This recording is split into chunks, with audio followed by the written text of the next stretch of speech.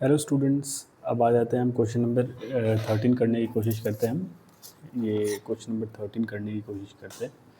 इस वीडियो में हम question number 13 to question number हमारे पास 18 तक है, 16 तक है। तो 13, 14, 15, 16 ये 4 क्वेश्चंस को हम करेंगे। तो 13 क्वेश्चन में क्या बोला गया हम उसको समझने की कोशिश करते हैं। The mid point of the side of the triangle A B C are the point D E and F. Given that the coordinates of D, E, F are 5, 1, 6, 5 and 0, 3 respectively, find the coordinates of A, B and C. तो हम लोग समझने की कोशिश करते हैं। एक हमारे पास ट्राइंगल है,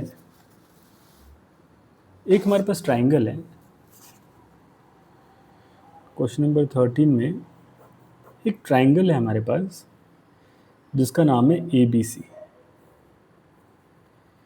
ए बी और सी.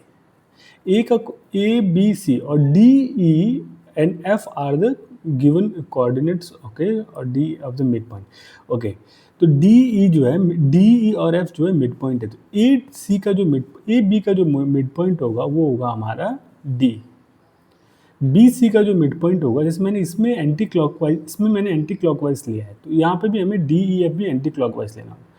ई जो है वो हमारा उसके बाद वाला मिड पॉइंट होगा, एफ जो है उसके बाद वाला मिड पॉइंट होगा.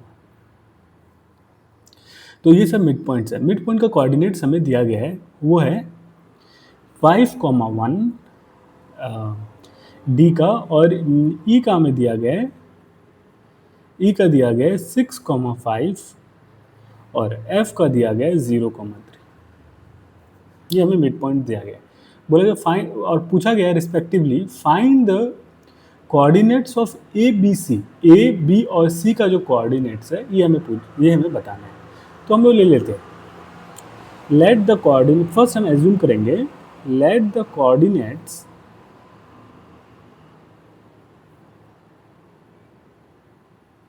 Coordinates of A comma B comma C B. हम लोग इसको एज्यूम कर लेते हैं. जो ए बी सी का जो कोऑर्डिनेट्स है इसको हम एज्यूम करके लिखने की कोशिश करते हैं. तो इसको मैं एज्यूम करता हूँ. ए का कोऑर्डिनेट हो जाता है x1 y1, और बी का कोऑर्डिनेट्स होगा हमारे पास x2 y2, और सी का कोऑर्डिनेट ले लेते हैं x3 y3. ओके, अभी हमें बोला गया है ये हमें कोऑर्डिनेट्स को ढूंढना है. तो देखो, मिड पॉइंट फार्मूला का यूज करके हमें बताना होगा. तो ए और B, if B is the midpoint,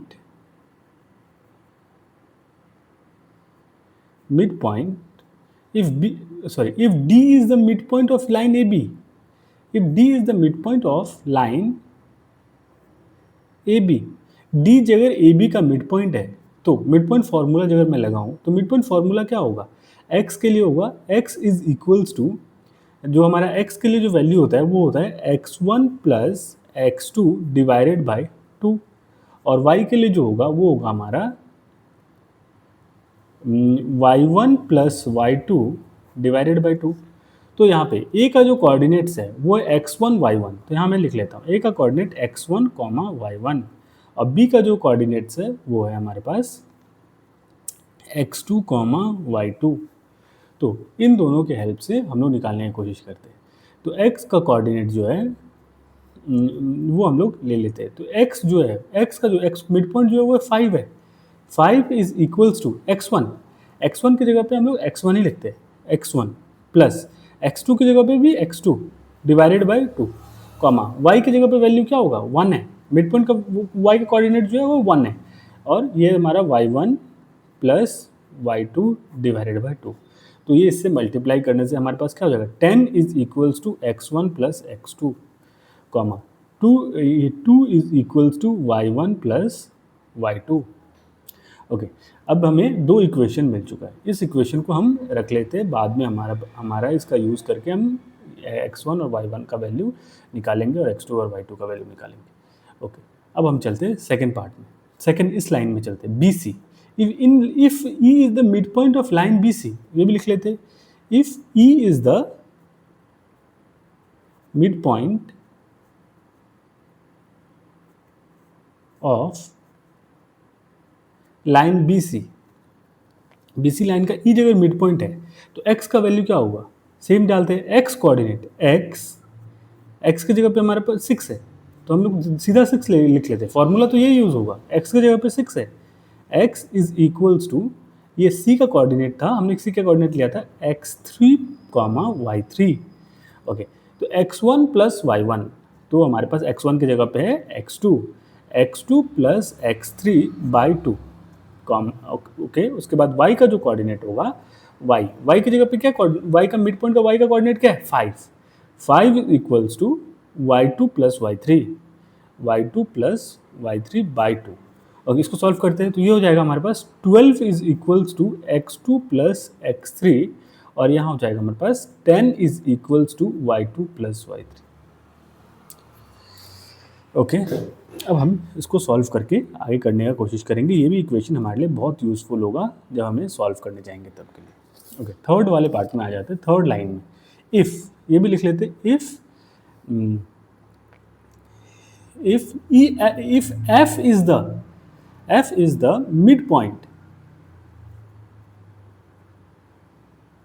if f is the midpoint, अगर f जो है मिड पॉइंट है किसका, AC का, if f is the midpoint of AC, if f is the midpoint of AC, तो हमें क्या करना होगा, तो हमें सेम x का वैल्यू क्या होगा, x का कोऑर्डिनेट मिड पॉइंट के लिए 0 is equals to x1 plus x2, तो x1 की जगह पे x1 है और x2 की जगह पे x3 है, तो x1 plus x3 divided by 2, comma, उसके बाद 3 y का मिड पॉइंट का कोऑर्डिनेट है 3, और y का जो होगा मिड पॉइंट निकालने के लिए फॉर्मूला है y1 plus y3, y1 plus y3 divided by 2। अब इसको मैं सॉल्व करने की कोशिश करता हूँ, तो ये हो जाएगा 2 इंटू 0 हो जाएगा 0 is equals to x1 plus x3, comma, ये हो जाएगा 6 is equals to y1 plus y3, okay. तो ये हमारा आ गया वैल्यू x1 y1 का, और ये सब का वैल्यू हमारे पास आ गया। अभी देखो, ये इन इक्वेशंस को सॉल्व करके हम लोग x1 x2 और x3 का वैल्यू ढूंढेंगे, y1 y2 और y3 का वैल्यू ढूंढेंगे।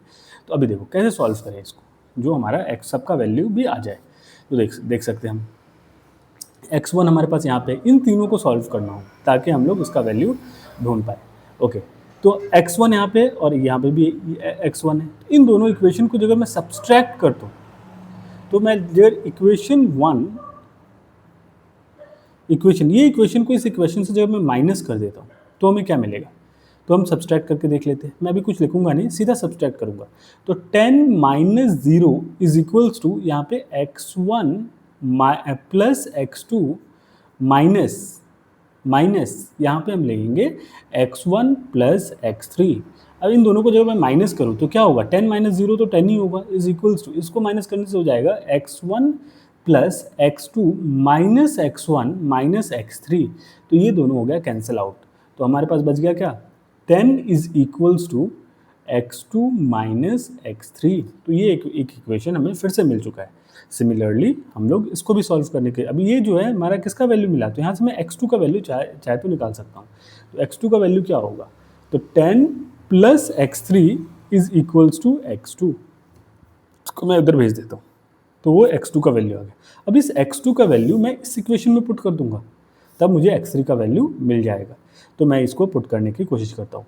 तो मैं यहाँ पे जब भी x का वैल्यू पुट करूँगा, x2 का जो वैल्यू है वो यहाँ पे पुट कर दूंगा, तो यहाँ पे इक्वेशन जो है हमारे पास 12 is equals to x2 plus x3, तो यहाँ पे मैं x2 का वैल्यू पुट कर देता हूँ, x2 की जगह पे हमारे पास ये वैल्यू है, तो यहाँ पे मैं डाल देता हूँ 12 is equals to 10 plus x3 plus x3, तो ये हो जाएगा 12 is equals to 10 plus 2x3, अभी प्लस 10 था उसको उधर भेज देता हूँ तो ये माइनस 10 हो जाएगा, 12 minus 10 is equals to 2x3, तो ये जब माइनस करेंगे तो ये हो जाएगा हमारे पास 2 इज इक्वल्स टू 2x3, तो x3 का जो वैल्यू हो जाएगा वो हो जाएगा 2/2, तो वो आ गया हमारे पास 1, x3 का वैल्यू हमारे पास 1 आ चुका है। इस 1 का ये जो 1 है इसको मैं इक्वेशन नंबर किसी भी इक्वेशन में जहाँ पे x3 है वहाँ पे डाल के मैं x2 का वैल्यू निकालूंगा। तो यहीं पे डाल देता हूँ x3 का वैल्यू, जब मैं यहाँ पे डाल दूँ तो x2 का वैल्यू निकल जाएगा। ओके, तो देख लेते हैं। तो 12 is equals to x2 plus x3। तो यहाँ पे x3 का वैल्यू मैं 1 डाल देता हूँ। तो 12 is equals to x2 plus 1, इसको उधर भेज देते हैं। तो x2 is equals to 12 minus 1, तो x2 is equals to 11। x2 का वैल्यू भी आ चुका है। सिमिलरली हम लोग x1 का वैल्यू भी निकाल लेंगे।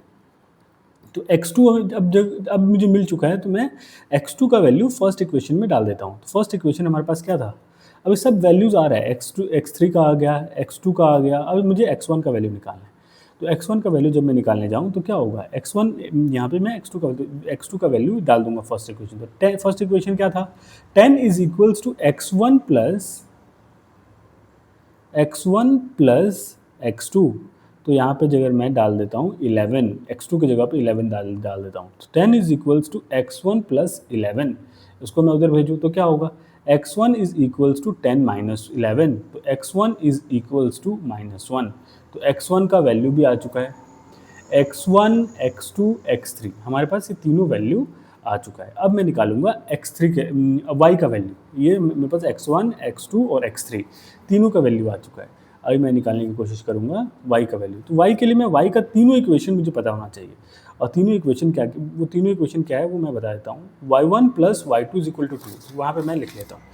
पहला इक्वेशन है y1 plus y2 is equals to 3, sorry y1 plus y2 is equals to 2 था, y1 प्लस y2 जो है वो 2 है, वो मैं यहाँ पे लिख लेता हूँ। इसके बाद आ जाते हैं y2 plus y3 is equal to 10, y2 plus y3 is equals to y2 plus y3 is equals to 10, तो ये भी लिख लेता हूँ y2 plus y3 is equal to 10। और इसके बाद जो है हमारे पास लास्ट इक्वेशन जो है y1 plus y3 is equal to 6, ये भी लिख लेता हूँ y1 plus y3 is equal to 6। Okay, अब इसको मैं सॉल्व करके निकालने की कोशिश करूँगा। तो सिमिलरली मैं क्या करूँगा, यहाँ से निकाल लेता हूँ y1 का वैल्यू। उस y1 के वैल्यू को मैं अगर यहाँ पुट कर दूँ, y2 का वैल्यू यहाँ से निकाल लेता हूँ, उस y2 के वैल्यू को अगर मैं यहाँ पुट कर दूँ तो हमारे पास ऐसा वैल्यू आ जाएगा। तो हम लोग उसको करने की कोशिश करते हैं। तो ठीक है, देखो, तो पहला इक्वेशन क्या था हमारे पास, 10 is equal to y2 plus y3, और उसके बाद है हमारे पास y1 plus y3 is equal to 6। Okay, ठीक है, चलो। तो अब मैं क्या करता हूँ, इन दोनों इक्वेशन को सब्सट्रैक्ट कर देता हूँ, जो जिसमें लाइक टर्म सेम टर्म्स है। तो इन दोनों को जब मैं सब्सट्रैक्ट कर दूँ, इक्वेशन 1 को और ये इक्वेशन 2 को, तो इन दोनों को जब मैं सब्सट्रैक्ट कर देता हूँ तो क्या होगा, इन दोनों सब्सट्रैक्ट सेम साइड से सब्सट्रैक्ट होंगे। तो y1 प्लस y2 को माइनस करना है मुझे, किससे, y2 माइनस y3 से। ओके, y2 प्लस y3 से इन दोनों को माइनस करना है, इज इक्वल्स टू, इधर है हमारे पास 2 माइनस 10। जो सीक्वेंस मैंने इधर लिया है ये पहले लिखा है, तो इधर भी ये पहले लिखना होगा। सीक्वेंस को चेंज नहीं करना है तो आंसर करेक्ट नहीं आएगा। तो ओके, तो ये हो जाएगा y1 plus y2 minus y2 plus minus y3, क्योंकि ये साइन जो है अपोजिट साइंस कर देगा, इसको माइनस है तो ये हो जाएगा -8। 2 माइनस 10 इज -8। अभी देखो यहाँ पे हमारे पास क्या है, y2 और ये है y3, तो y2 कैंसिल हो जाएगा, अपोजिट साइन है। उसका क्या बन गया हमारे पास y1 minus y3 is equals to -8। Okay, तो y1 माइनस y3 हमारे पास -8 आया। तो मैं यहाँ से y1 का वैल्यू निकाल सकता हूँ। तो y1 जो होगा वो क्या होगा, y1 is equals to -8 plus y3, ये वैल्यू मुझे मिल चुका है। इस वैल्यू को, y1 का वैल्यू को मैं इसमें पुट कर दूंगा, इस इक्वेशन में, थर्ड वाले इक्वेशन में। ये जो है हमारा थर्ड इक्वेशन है, थर्ड इक्वेशन में इसको पुट करके y3 का वैल्यू निकाल लूँगा। तो ये हो जाएगा हमारे पास y1 का वैल्यू इसमें जब मैं पुट करूँगा तो क्या होगा, y1 के ये इक्वेशन क्या है, y1 plus y3 is equals to 6। तो यहाँ पे मैं पुट कर देता हूँ, y1 की जगह पे -8 plus y3 is equals to 6, ये 6 था। ओके, तो अभी मैं इसको सॉल्व करने की कोशिश करता हूँ, इसको मैं उधर भेज दूंगा और इन दोनों को प्लस कर दूंगा। तो 2y3 is equal to 6 plus 8, तो 6 प्लस 8 हमारे पास हो जाएगा 14 is equals to y3 by 2, तो इसे मैं कैंसिल करके बन जाएगा हमारा 7। तो y3 का जो वैल्यू है वो हो गया हमारे पास 7 आ गया। ओके, y3 आ चुका है हमारे पास। अभी y3 का वैल्यू जो है मैं यहाँ पे पुट कर दूँ इस इक्वेशन में, तो मुझे y2 का वैल्यू मिल जाएगा। ओके, तो मैं ये भी कर लेता हूँ। तो y2 प्लस y3 जो था वो हमारे पास 10 था, तो मैं अगर y3 का वैल्यू 7 यहाँ पे डाल देता हूँ, तो ये हो जाएगा y2 plus 7 is equals to 10।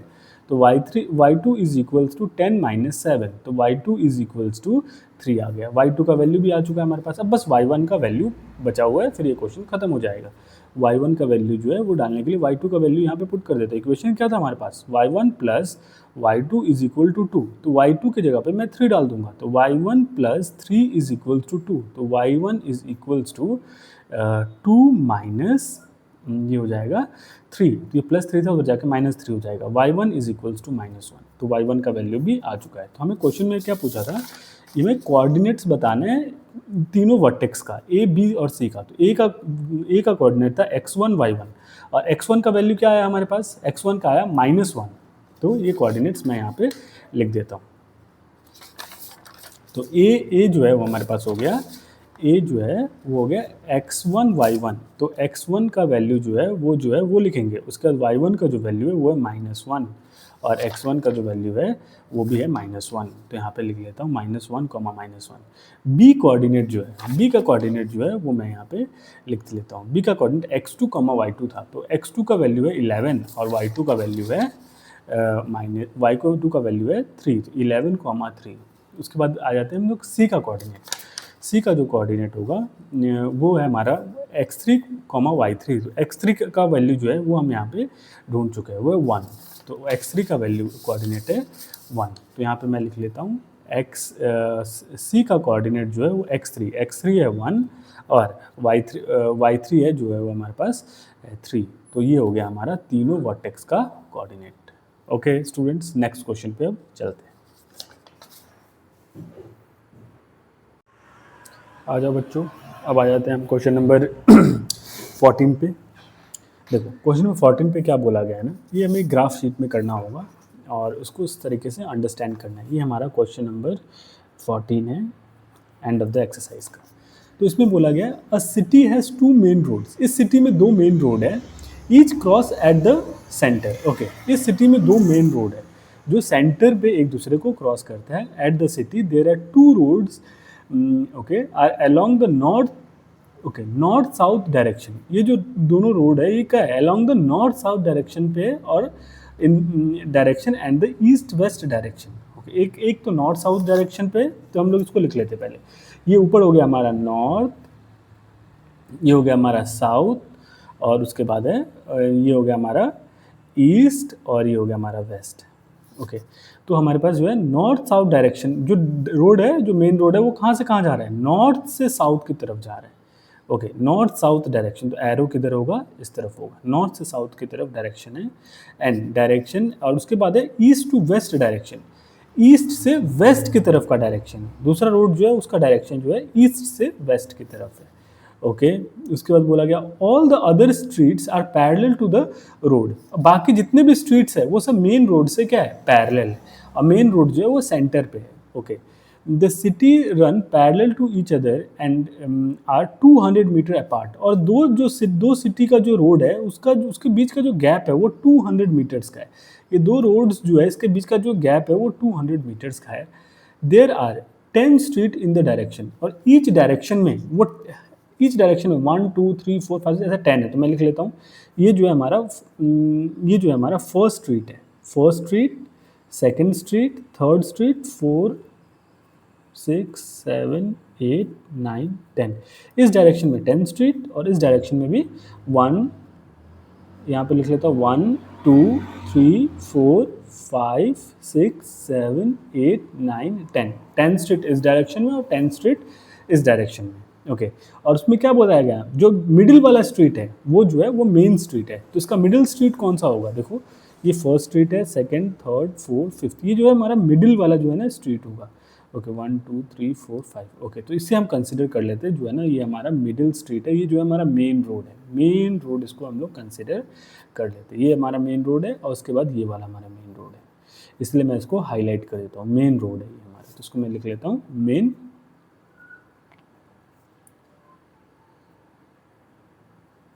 ये जो है हमारा मेन स्ट्रीट का जो मेन रोड है ये, और इसके बाद इसके लिए मेन रोड है।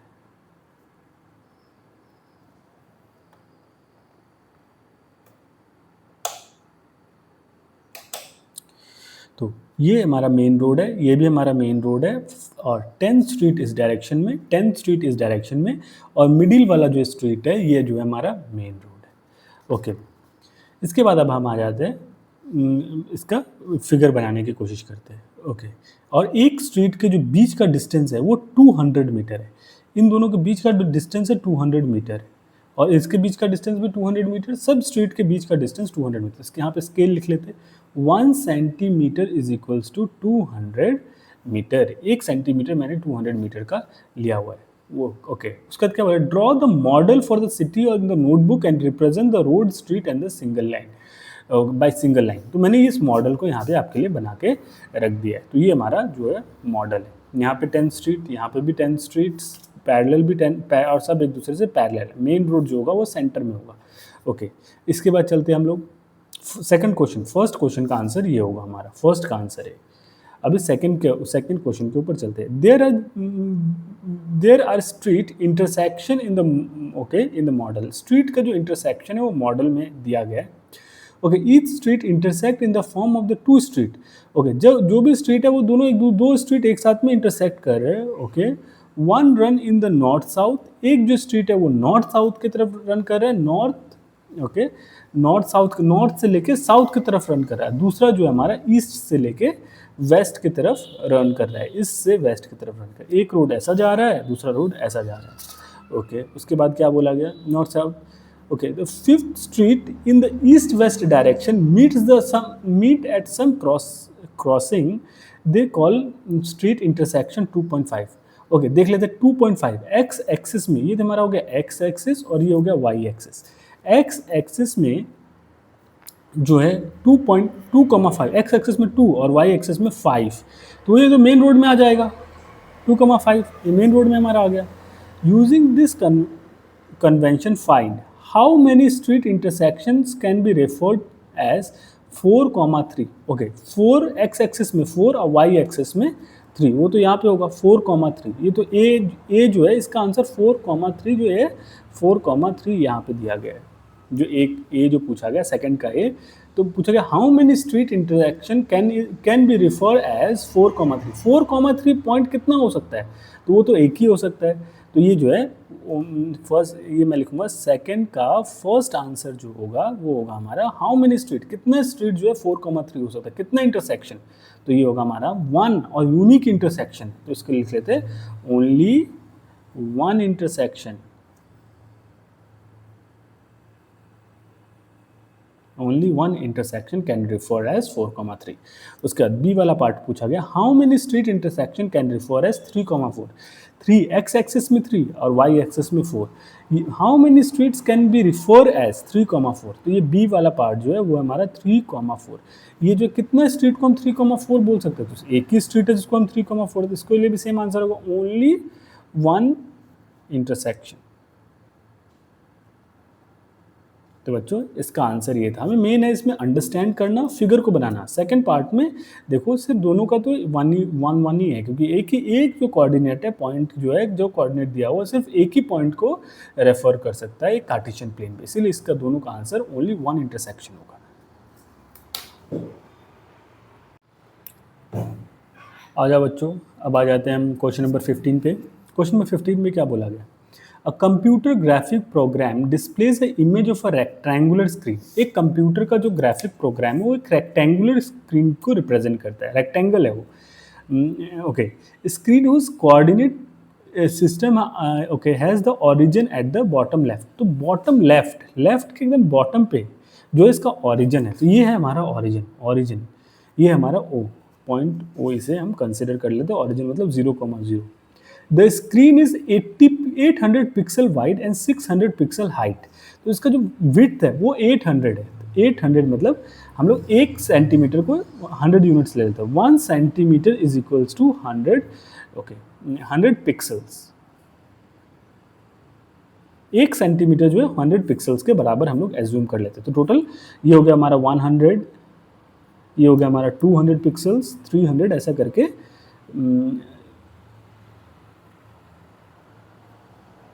और ये हो गया हमारा 800 पिक्सल्स यहाँ तक हमारा है। ओके, इसके बाद क्या बोला गया, उसका विड्थ है 800 पिक्सल का विड्थ है और लंबाई है, लेंथ है हमारा, हाइट जो है वो है 600 पिक्सल्स, मतलब 600 यहाँ से हम लोग कंसिडर कर लेते हैं। तो ये हमारा 100, 200, 300, 400, 500, 600, ये जो है ये हमारा कंप्यूटर स्क्रीन ऐसा डिस्प्ले किया गया है क्वेश्चन नंबर 15 में। Okay, a circular icon of radius 80 pixel is drawn with the center, okay, the point A 100, 150.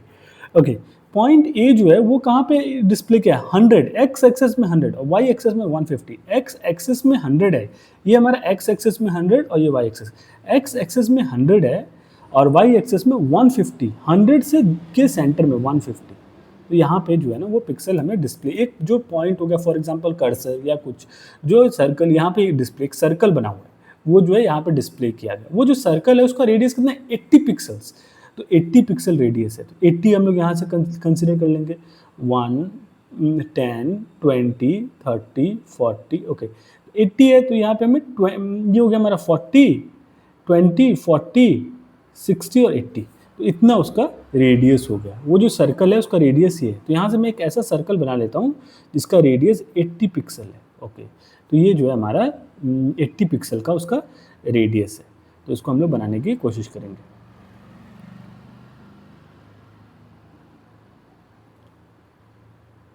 यहाँ तक है, तो 80 पिक्सल, एक ऐसा सर्कल जिसका रेडियस जो है 80 पिक्सल का है, ऐसा एक सर्कल यहाँ पे है, ये एक सर्कल यहाँ पे ऐसा एक सर्कल जो है ना रिप्रेजेंट हो रहा है। ओके, इसके बाद क्या बोला गया, 80 पिक्सल का एक सर्कल है और अदर सेंटर, ओके इसका जो सेंटर है वो है हमारा 100, 150, एक्स एक्सेस से तो 100 और वाई एक्सेस से 100, तो ये जो कोऑर्डिनेट है इसका ये जो सर्कल का जो सेंटर है उसका नाम है ए और इसका कोऑर्डिनेट है 100, 150। okay, another circular icon of radius 100 pixel is drawn within, okay, with the center at the point B that is 250, 300। जो P जो है एक दूसरा सर्कल जो है इसी स्क्रीन पे एक और सर्कल रिप्रेजेंट किया गया है, उस सर्कल का जो कोऑर्डिनेट्स है 250, एक्स एक्सेस में तो 250, 200 और जस्ट उसका सेंटर में आएगा हमारा 250। ओके, ये हमारा होगा 250, तो ये 250 हमारा यहाँ से है और एक्स एक्सेस में, और वाई एक्सेस में 320, 330। ओके, तो 3 ये हो गया हमारा 230, तो 220 और 230 यहाँ पे होगा, तो ये जो है हमारा यहाँ कहीं पे ये सर्कल लाई करेगा और यहाँ पे ये सर्कल जो है यहाँ कहीं पे लाई कर। ओके, इसका सेंटर जो है ये है, तो बी एक्स एक्सेस में है 250 और वाई एक्सेस में है 230। ओके, इसका जो रेडियस है वो क्या बोला गया उसे समझने की हम कोशिश करते हैं। तो इसका रेडियस बोला गया है, ओके इसका रेडियस 100 पिक्सल का radius, another circle of radius 100 pixel, 100 pixel का रेडियस है, तो इसका रेडियस मैं ले लेता हूँ, रेडियस इस सेंटर से हमें लेना पड़ेगा, तो ये जो है हमारा कितना, ये यहाँ से हो गया हमारा ये 250, एक्स एक्सेस में ये 50 हो गया हमारा, उसके बाद ये जो हो गया ये दूसरा 50 यहाँ से होगा। ओके, तो ये सर्कल जो है यहाँ से ऐसा एक सर्कल हमारा बन रहा है, ये ऐसा एक सर्कल। ओके, इसके बाद क्या पूछा गया, ओके उसका इसके अकॉर्डिंग इसका क्वेश्चन का आंसर पूछना पता करना है, whether any point, whether any part of the either circle lies outside the screen, क्या कोई भी सर्कल जो है वो क्या स्क्रीन के बाहर है कोई भी पॉइंट, तो फर्स्ट का आंसर होगा कोई भी सर्कल का पार्ट जो है स्क्रीन के बाहर आ रहा है, नहीं आ रहा, तो नो, इसका आंसर होगा no part of the circle is outside the screen. Okay, इसके बाद पूछा गया whether the two circle intersect each other, क्या ये दोनों सर्कल एक दूसरे से इंटरसेक्ट कर सकते हैं, तो देखो अभी हम लोग क्या करें, तो इन दोनों को हम लोग को देख फिगर के अकॉर्डिंग अगर हम देखें तो इंटरसेक्ट करता हुआ दिख रहा है, थोड़ा सा तो दिख रहा है, लेकिन अभी हम लोग इसको कैसे सॉल्व करने की कोशिश करें ताकि हम लोगों को इंटरसेक्शन पता चल पाए। तो ऐसे तो इंटरसेक्शन ये दोनों एक पॉइंट पे तो लाई कर रहे हैं, दोनों का एक कॉमन पॉइंट पे तो है, तो इसका आंसर मैं लिख लेता हूँ यस। देखने में तो लग रहा है यस,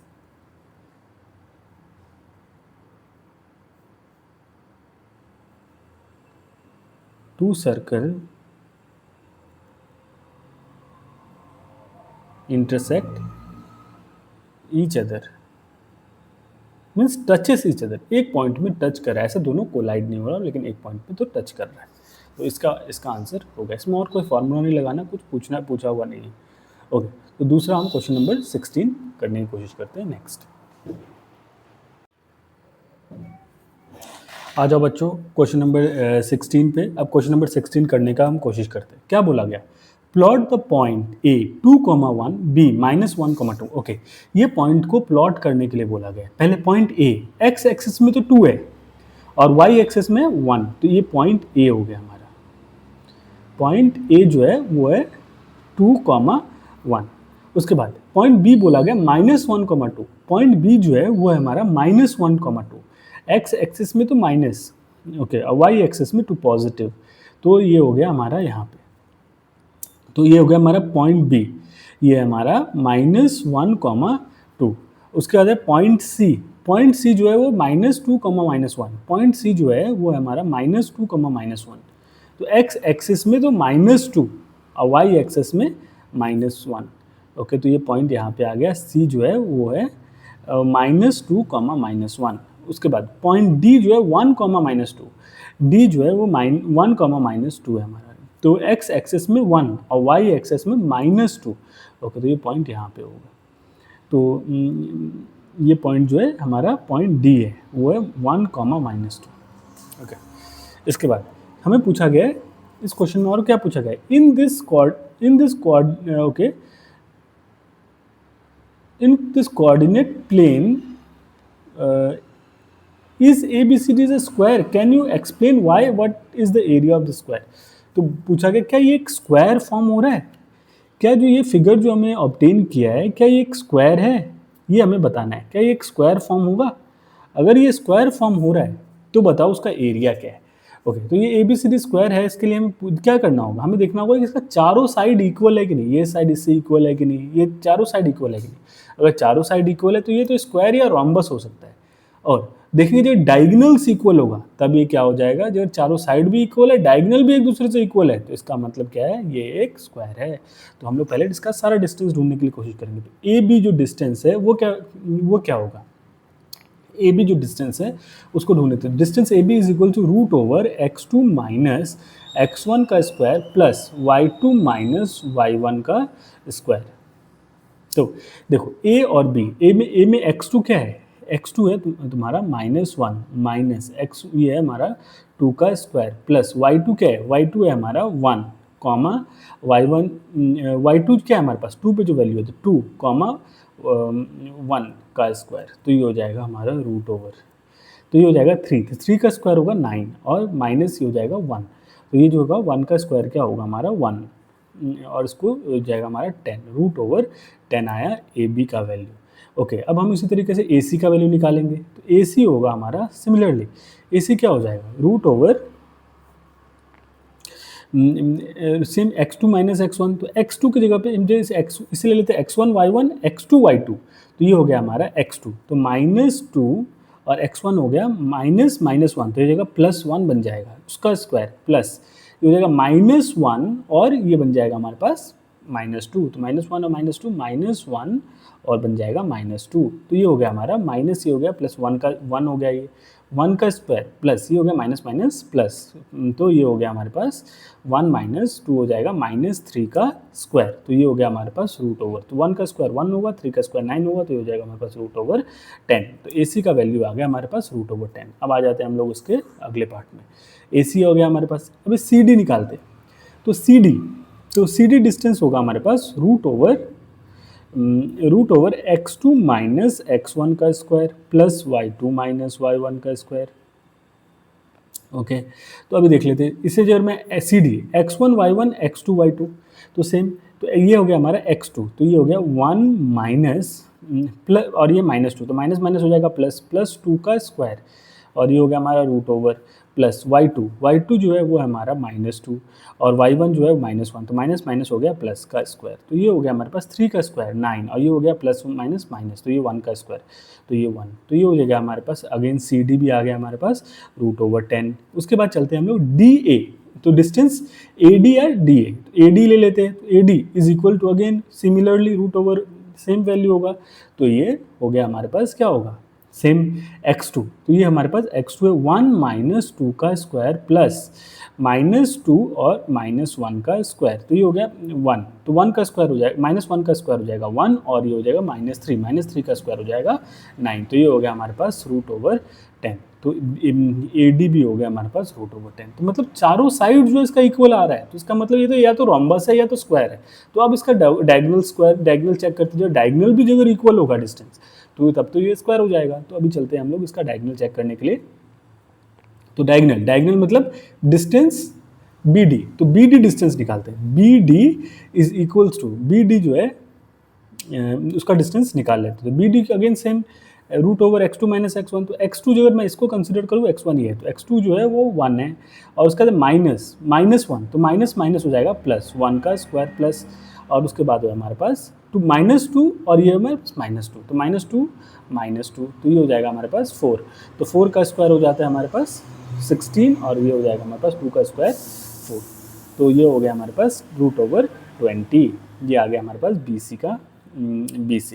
इसके बाद आ जाते हैं हम लोग CD या AC, तो AC जो होगा distance again same root over x2 - x1 का होल स्क्वायर, तो हम इसका x1 y1 x2 y2, तो ये हो गया -2 और -2 का स्क्वायर प्लस और ये हो गया 1 - 1 और -1 का स्क्वायर, तो ये हो जाएगा AC is equals to root over -2 का स्क्वायर हो जाएगा हमारे पास 4 का स्क्वायर -4 का स्क्वायर और ये हो गया प्लस ये हो गया -2 का स्क्वायर, तो -4 का स्क्वायर होता है हमारे पास 16 और इसके बाद 2 का स्क्वायर हो जाएगा हमारे पास 4, तो रूट ओवर, तो ये हो गया हमारे पास रूट ओवर 20, तो AC भी हमारे पास आ गया 20, तो डायगोनल्स भी इक्वल है और all the sides are equal, तो therefore diagonals and all the sides are, if the diagonals and all the sides are equal then the quadrilateral is a square, तो ये quadrilateral जो है वो स्क्वायर है, तो ABCD is a square,